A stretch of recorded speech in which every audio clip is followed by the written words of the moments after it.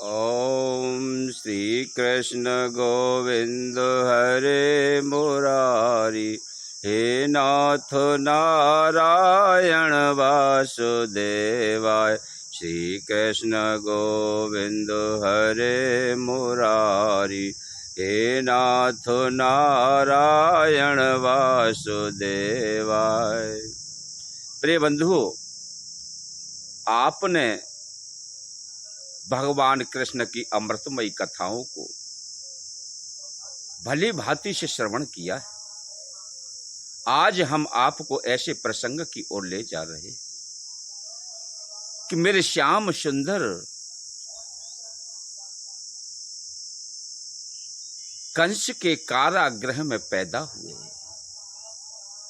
और वहां से गोकुल के लिए पहुंचाया गया। अब तो नंदराय और माता यशोदा बड़े प्रफुल्लित होते हैं, बड़े प्रसन्न चित्त होते हैं। खुशियों का ठिकाना नहीं। द्वार पर बधाइयां बंधने लगी, गोपिकाएं नृत्य करने लगी। बहुत मनोहारी दृश्य। उधर कंस को यह मालूम हो गया उस कन्या के द्वारा कि मेरे मारने वाला तो गोकुल में पैदा हो चुका है।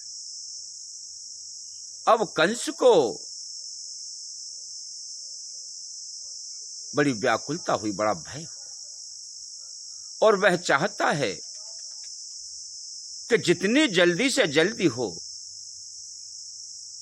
उस बच्चे का वध हो जाए, उस बच्चे की मृत्यु हो जाए। अब कैसे होगी? समाधान के लिए सभी दैत्यों को इकट्ठा किया और परामर्श किया।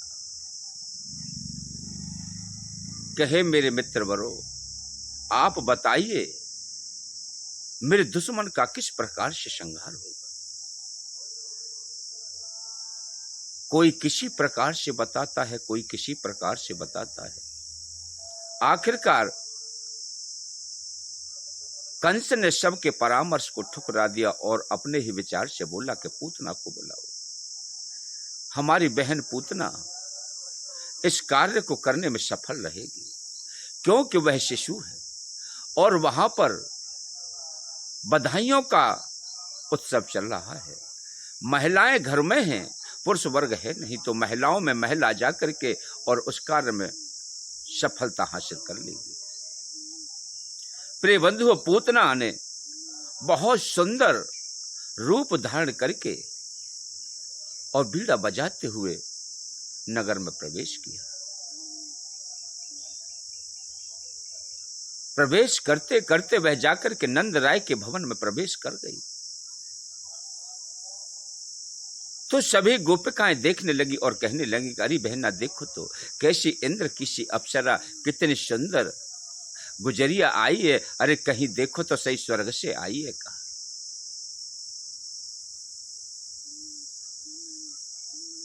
सखियां दौड़ी और उनसे परिचय पूछने लगी। नंद रानी ने भी परिचय लिया तो उसने परिचय बताया कि मैं मथुरा से आई हूं। मेरे पति एक उच्च कोटि के ब्राह्मण हैं। मेरे पास 2 सिद्धियां भी हैं। मेरे पति ने दिव्य दृष्टि से बताया कि गोकुल में नंद राय के यहां एक अद्भुत बच्चे ने जन्म लिया है, उसका दर्शन करके मैं अपने को कृतार्थ करूंगी, इसलिए दर्शन के लिए आई हूं। अब तो प्रिय बंधु वहां पर नंद रानी से कहने लगी पूतना कि लाओ इस बच्चे को मुझे दे दो और मैं इसको अपने गोद में लेकर के इसे आशीर्वाद प्रदान कर दूं, इसके जीवन में कभी कष्ट नहीं आएगा। नंद रानी भोली भाली थी। उन्होंने उस लड्डू गोपाल को, बाल गोपाल को पूतना के हाथ में सौंपा दिया। जब सौंप दिया तो दूसरे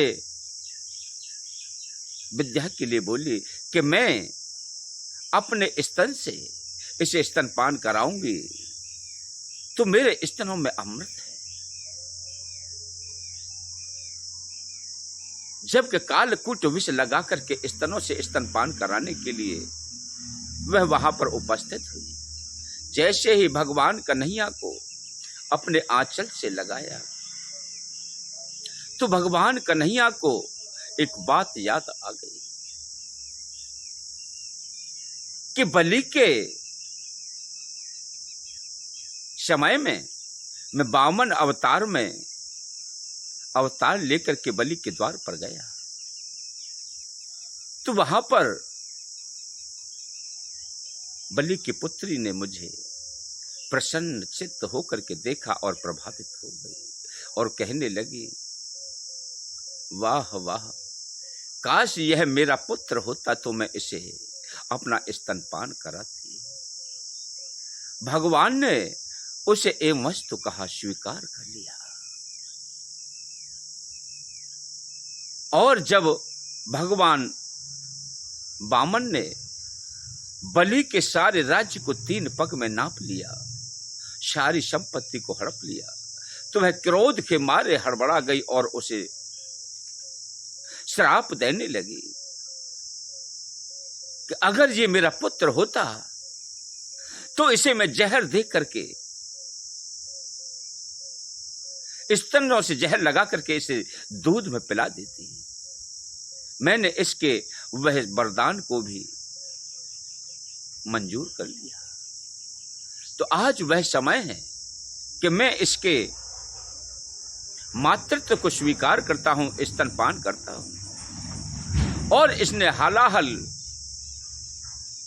को स्तनों से लगाकर मुझे पिलाना चाहती है, वह भी मुझे मंजूर है। आज दोनों ही शर्तें मंजूर करता हूं। भगवान कन्हैया ने स्तनों से अपने मुखार बिंदु को लगाया और धीरे धीरे प्राण खींचने लगे। जैसे ही प्राण खींचे वह अपने असली रूप में आ गई और भड़बड़ाहट करके अपने असली स्वरूप में लेकर के और लड्डू गोपाल को आकाश मार्ग को उड़ गई। अब तो दूर जा करके हिमालय के समान अपने शरीर को लेकर के धड़ाम से जंगल में जाकर के गिरी। भगवान कन्हैया उसकी छाती पर किलकारियां मार रहे हैं, खेल रहे हैं। वहां पर सभी ब्रजवासी जाते हैं और मनमोहन को उसकी छाती से सीढ़ी लगा करके चढ़ करके उतारते हैं। इतना विशाल का शरीर था और ला करके नंद रानी की गोद में दे देते हैं। नंद रानी व्याकुल हो जाती है। जब नंद राय वहां पहुंचते हैं तो उनसे परामर्श किया गया कि कहिए नंद जी, इसके शरीर की क्रिया को कैसे किया जाए। ऐसा ही पड़ा रहने देंगे तो पूरा वातावरण दूषित हो जाएगा, सड़ जाएगी, तो दुर्गंधि से पूरा वातावरण अशुद्ध हो जाएगा, बीमारियां फैल जाएंगी। इसलिए इसके शरीर को जलाना अनिवार्य है। अब सभी ब्रजवासी बोले कि इतने विशालकाय शरीर के लिए कैसे चिता का निर्माण होगा। तब नंद राय ने कहा कि अरे ब्रजवासियों, क्यों न इसके 20-25 टुकड़े करके अलग अलग चिताओं में बना करके इसकी चिता को अग्नि दी जाए, जिससे कि आसानी से इसका विशालकाय शरीर पूर्ण तरीके से जल जाएगा। इस प्रकार प्रिय बंधुओं, भगवान कृष्ण ने पूतना का उद्धार किया। बोलिए कृष्ण बलदेव की जय।